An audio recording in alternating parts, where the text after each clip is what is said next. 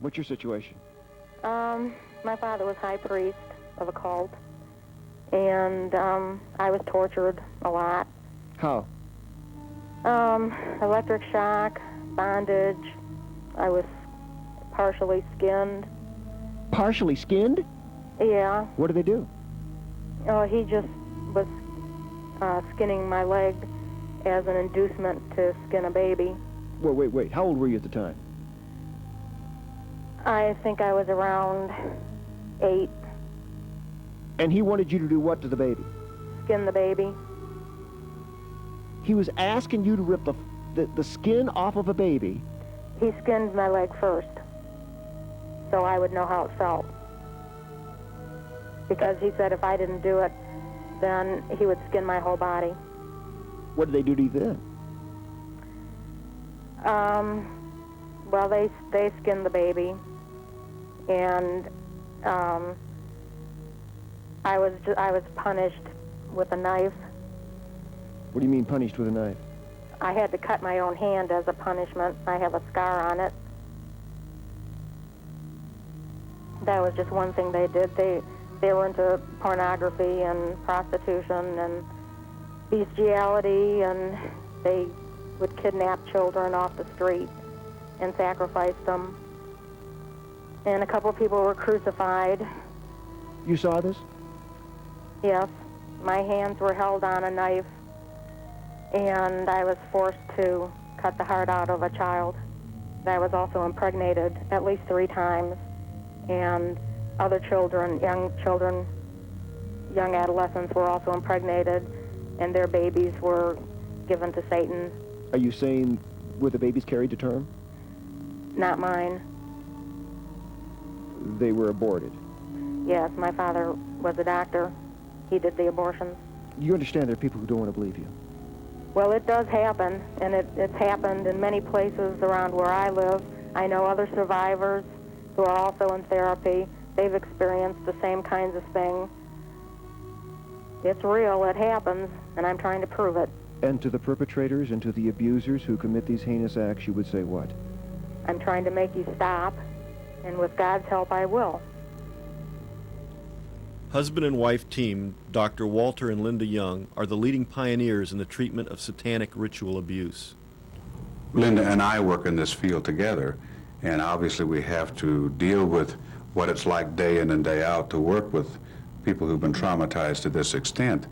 And I would have to say that when we're talking about issues of ritual abuse, where patients are talking about murder, or they're talking about sacrifice or their own rapes and things of this sort, it really takes its toll because of the sense of the unbelievability of how they survived it. I've heard of babies being killed, people delivering babies prematurely, or full-term babies that have been sacrificed, and satanic rituals where people are married to Satan and impregnated by someone or a group of people.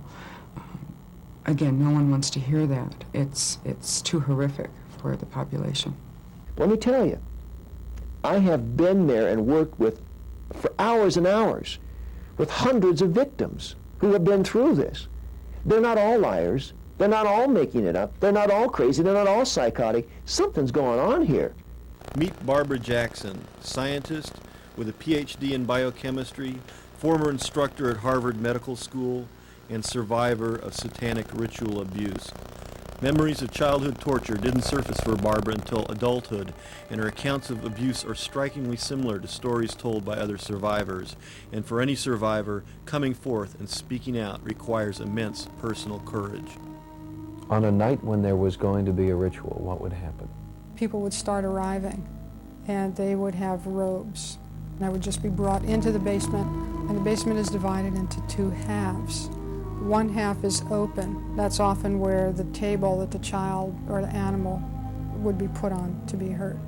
I remember one time being put on this table that they were using, and they would hurt me with a metal crucifix and told me that not only was I a prostitute, but I was even a whore of God. Animals killed? Yes. Did you participate? I was often forced to participate in hurting animals in a no-win situation. In what way? What would you do? One of the times I was asked to hurt an animal, forced to hurt an animal by putting its paw into a vise in a basement, and I was told if I didn't hurt one animal, another animal would be killed. The adults forced you to participate in pornographic films as a young child? That's right. Most of the pornography that I remember was filmed in a place that was just a large open room with lights and cameras set up. They would use electric shock as a means of hurting children, including me, in order to force me to do things on camera. And sometimes children were drugged beforehand, and then we would be filmed in turn. There are rumors of snuff films, Satanists actually killing children on camera. I don't remember seeing a child die, but I remember seeing a woman die on camera. How so?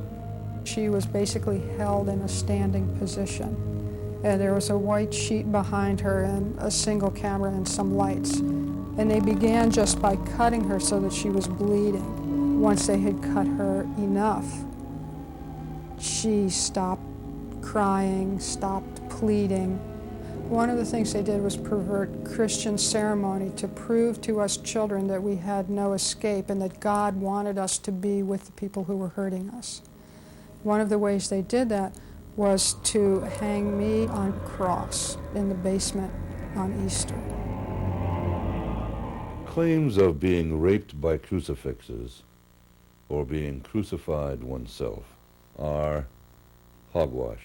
The best bet for any reasonable person is to see this as a perfervid fantasy of a twisted imagination.